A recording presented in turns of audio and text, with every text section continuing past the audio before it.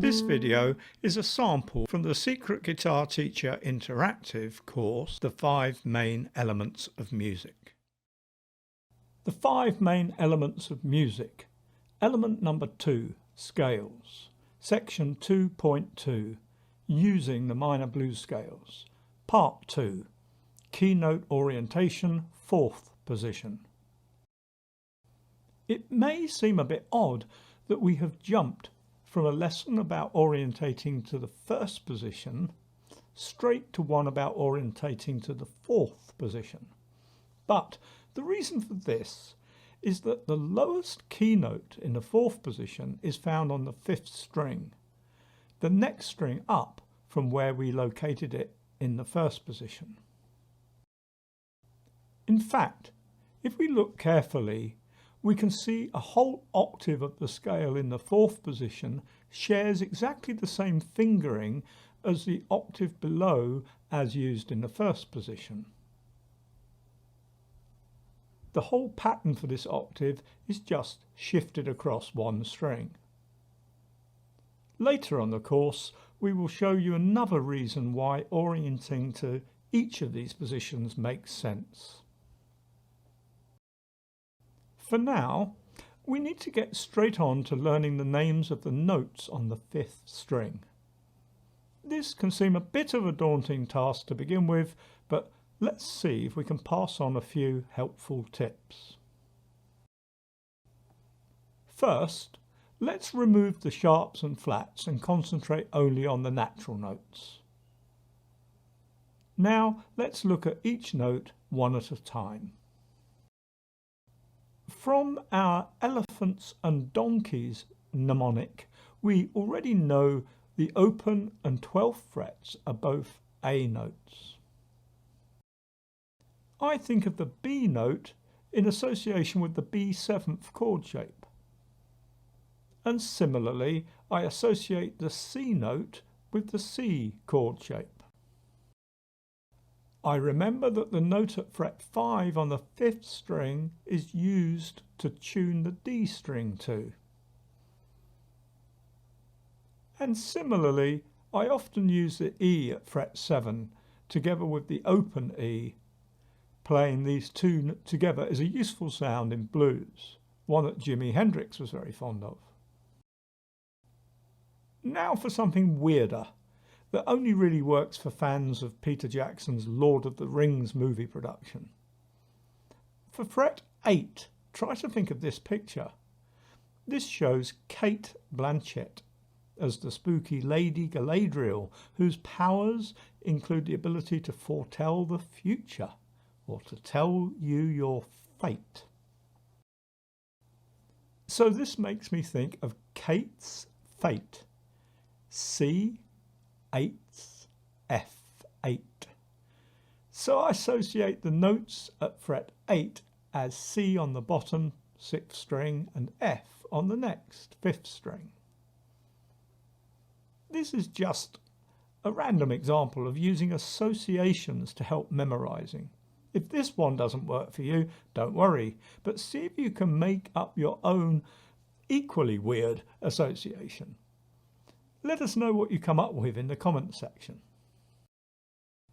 Once you have a few notes memorized, it becomes possible simply to think relatively. So, for example, I remember learning G at fret 10 as simply being one tone or a whole step down from A at fret 12. But I also recall one of my students suggesting that a force equivalent to 1g, as used to measure gravitation, rounds up to 10 meters per second squared. So if you're into physics, that particular association of G with fret 10 might help you. So spend a bit of time making your own associations, write them down or draw them as pictures to help cement them firmly in your memory banks. Then, once you're solid on all the natural notes, it is an easy thing to find the sharps and flats relative to those.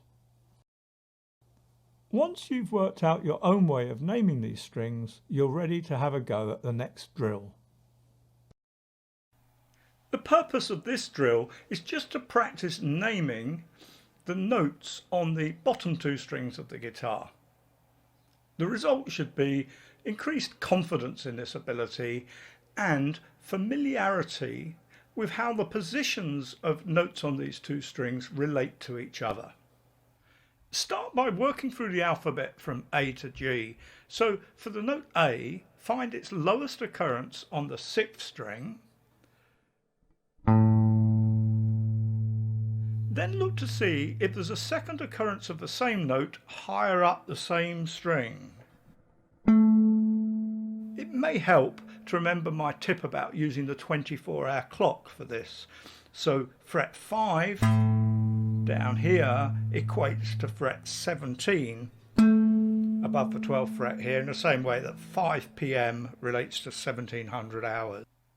Now look for the same note on the 5th string, starting with the lowest occurrence and being careful not to ignore the open string.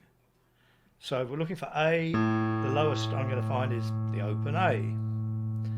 And remember, any note we find on an open string will be repeated here at fret 12. So that's 4 occurrences of the note A.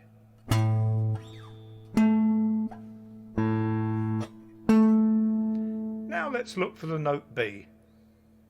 So here's B at fret 7 on the 6th string, and then we can come up to fret 19 at the top end there.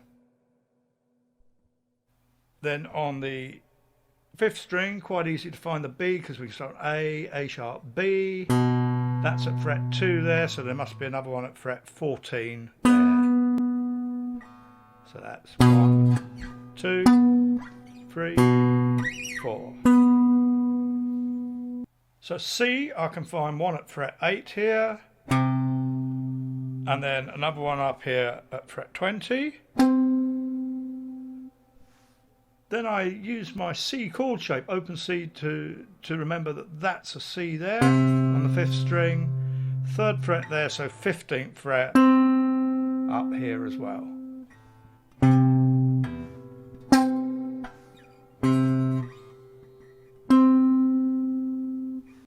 D I can find at fret 10 on the bottom string, and just about the upper one here at fret 22, my last available fret on this guitar. And then on the 5th string, I can remember that I tune the D string to this note here on the 5th fret, 5th string. So we know that's a D, and I can find that note here repeated at fret 17. The note E should be easy enough to find on the E string, lowest note on the guitar, but then remember of course that repeats at fret 12. Then on the 5th string we can find E here at fret 7, and that's actually a note I find I use a lot paired up with the bottom open E.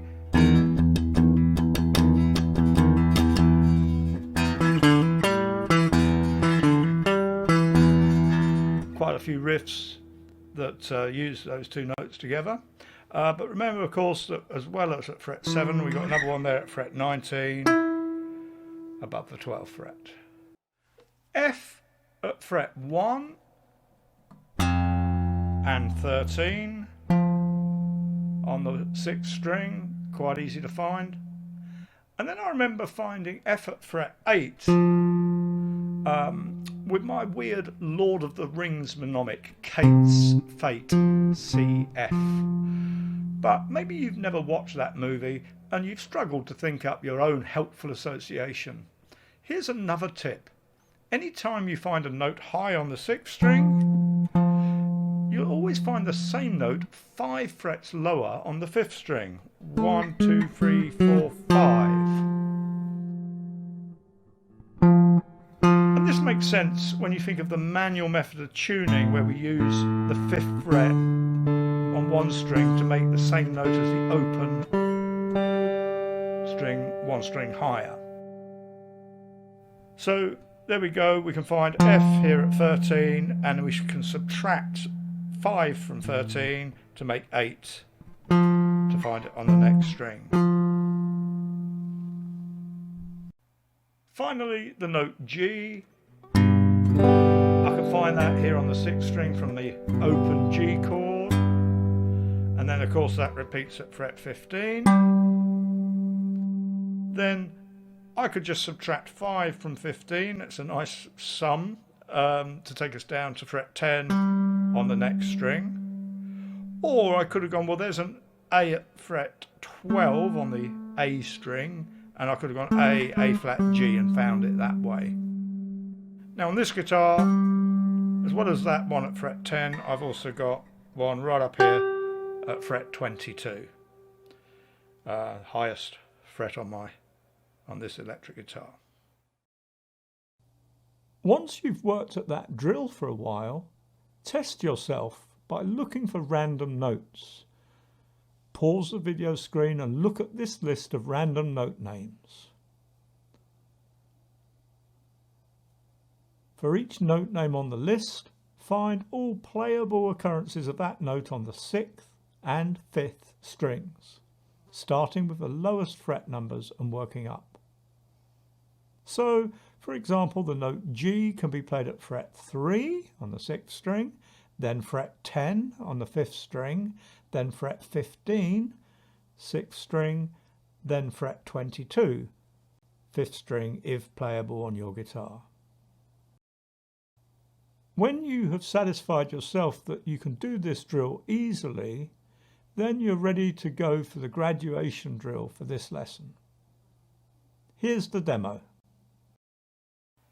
In the last lesson, we started to build a foundation by locating first position blues scale patterns in a number of different keys, and then using notes from those patterns to jam along to a backing track that went through several key changes through the keys that are most commonly used in blues and rock jams: E, G, A, C and D.